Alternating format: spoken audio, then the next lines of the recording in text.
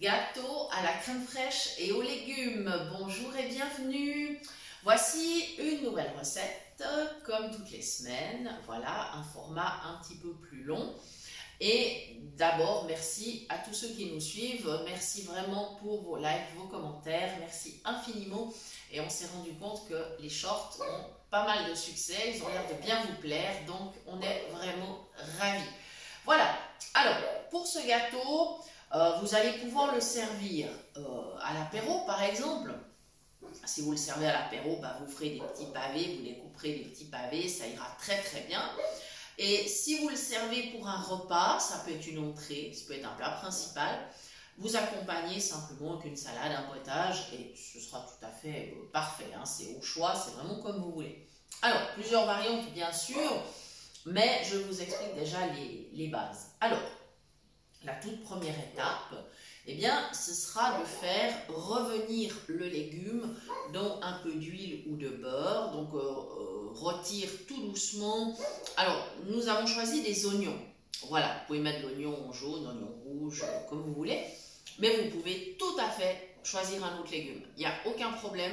Simplement émincer finement. Vous faites revenir dans le beurre. Et puis, si vous avez envie de faire caraméliser légèrement, vous pouvez mettre une petite cuillère ou deux de cassonade. À vous de voir. Bon, moi je ne l'ai pas fait. Je trouve que l'oignon a un goût déjà suffisamment sucré. J'avais pas du tout envie de rajouter encore du sucre. Mais ça, c'est encore une fois les goûts et les couleurs. Voilà. Ensuite, alors, pendant que ça rissole et qu'on va remuer de temps en temps, eh bien, on prépare la base de ce gâteau. Alors, avec 3 œufs, un petit peu de sel, 200 g de crème fraîche.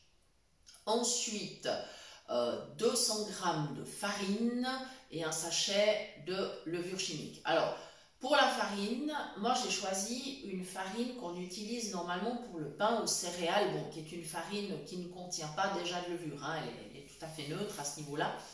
Et je trouve que dans ce type de gâteau, c'est vraiment intéressant parce que ça apporte un petit peu de croquant supplémentaire.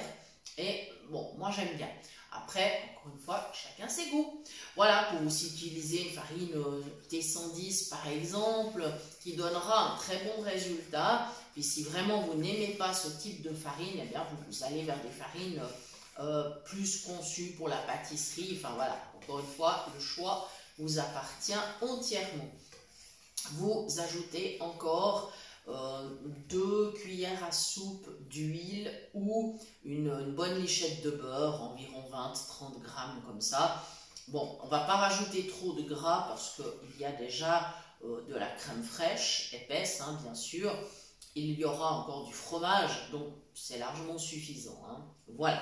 Donc maintenant, ce que je vais faire, maintenant que j'ai mélangé ces premiers ingrédients, donc mes œufs avec un peu de sel, plus la crème fraîche, la farine et l'huile ou le beurre, c'est comme on veut, et bien maintenant je vais couper, dans ma préparation, je vais couper de la feta. Alors vous pouvez mettre du fromage râpé, 100 grammes, vous pouvez mettre du comté, l'emmental, gruyère, tout fromage qui se râpe, hein.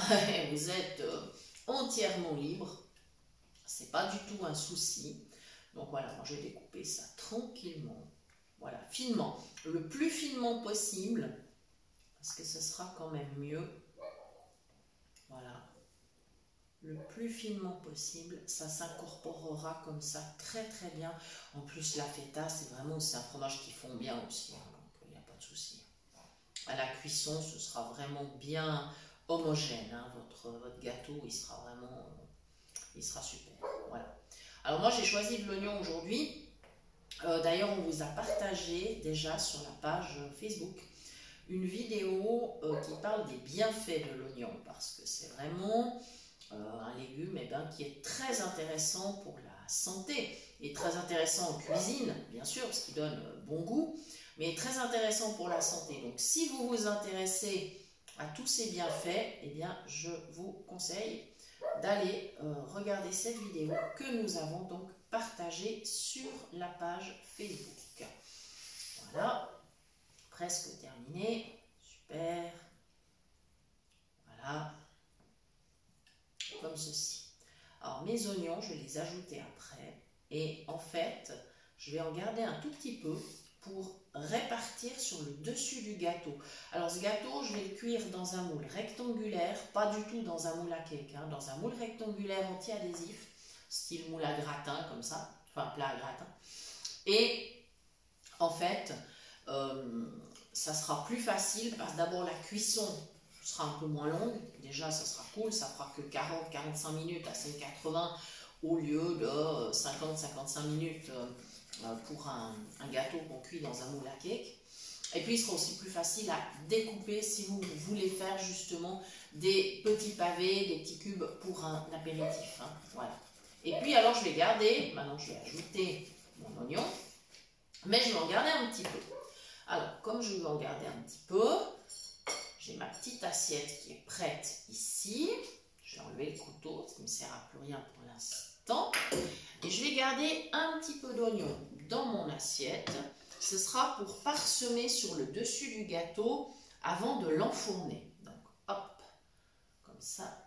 Voilà, j'essaie de ne pas en mettre partout. Bon, c'est pas grave, hein, la table se nettoie facilement, mais quand même, on va essayer d'être raisonnable. Voilà, super. Ah, je pense que ça sera pas mal. Moi, sur le dessus de mon gâteau, j'ai envie de mettre un peu d'oignon et de sésame. Vous pouvez mettre du fromage râpé, hein, si vous le souhaitez. Ça, après, c'est vraiment comme vous voulez. Moi, j'ai envie de mettre du sésame aujourd'hui avec mes petits oignons. Ça me fera un dessus bien croustillant. Et ça, moi, j'aime bien. Voilà. Allez, maintenant, on se concentre. Je verse mes oignons sur la préparation. Donc, 2 gros oignons. Hein. Voilà. Je crois que c'est bon. Oh, je suis désolée pour le bruit.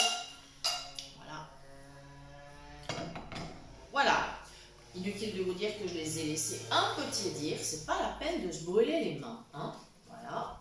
Et voilà. Donc maintenant, il me reste à verser cette préparation dans le moule rectangulaire, puis de répartir les oignons qu'il me reste et un peu de sésame sur le dessus.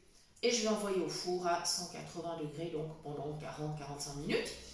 Et on peut le servir, alors, tiède, froid, comme on veut. Il se garde, il est meilleur le lendemain, paraît-il. Mais moi, j'en connais qui auront du mal à attendre le lendemain, n'est-ce pas? Je ne peux pas vous dire suivez mon regard, mais... Je me sens pas visé. Non, non, sûrement pas, sûrement pas. En même temps, ça fait plaisir de cuisiner pour quelqu'un qui est gourmand parce que on a toujours du succès quand on amène les plats à table et ça fait quand même rudement plaisir. Voilà les amis, je crois que j'ai fait le tour sur cette recette. Si vous avez des variantes à proposer, n'hésitez pas à le faire dans les commentaires. Si vous avez des questions, n'hésitez pas non plus. Hein. Et puis voilà. En tout cas, je vous remercie de nous avoir suivis. Vous aurez le résultat donc en tout début de vidéo, puisque nous mettons toujours la photo en tout début de vidéo pour ceux qui ont le visuel. Et je vous dis à très bientôt pour de nouvelles idées cuisine. Merci!